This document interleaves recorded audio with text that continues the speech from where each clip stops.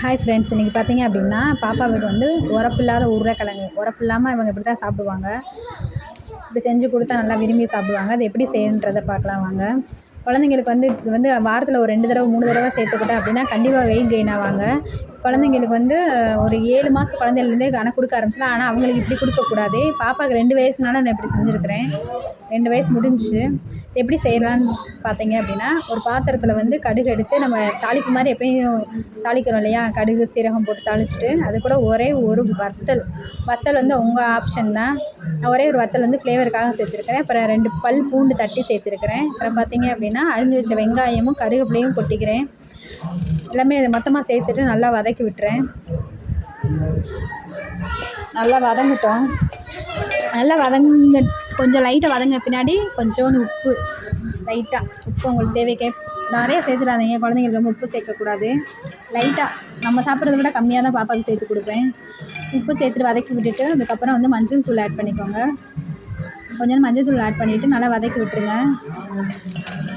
ஒரு உருளைக்கிழங்கு நான் என்ன பண்ணியிருக்கேன் அப்படின்னா வேக வச்சு எடுத்து வச்சுருக்கிறேன். ஒரே ஒரு உருளைக்கிழங்கு எடுத்து நல்லா தோலை உரிச்சிட்டு ஸ்லைஸாக கட் பண்ணி வச்சுருக்கிறேன். அதை வந்து நான் இப்போ அந்த பாத்திரத்தில் சேர்த்துக்கிறேன். சும்மா கத்தியில் லைட்டாக ஸ்லைஸாக கட் பண்ணி வச்சுருக்கிறேன். அதை சேர்த்துட்டு நல்லா கிளறி விட்டுறேன். நல்லா அடுப்பு சிம்மில் வச்சுட்டே நல்லா ஸ்லோ ஃப்ளேமில் நல்லா குக் பண்ணணும். நல்லா பெரட்டி லைட்டாக பெரட்டி விட்டோம்னா நல்லாயிருக்கும். இது கொஞ்சம் வதங்கிறதுக்காக லைட்டாக கொஞ்சம் தண்ணி ஆட் பண்ணிக்கிறேன்.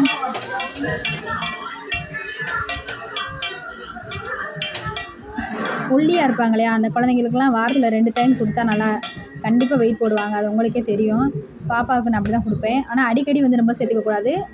லன்ச் டைமில் மதியானம் ஒரு 10 to 2 மணிக்குள்ளே குழந்தைங்களுக்கு 2 to 3 அந்த டைமில் கொடுத்தோம். நைட்டு வந்து கண்டிப்பாக கொடுக்கக்கூடாது.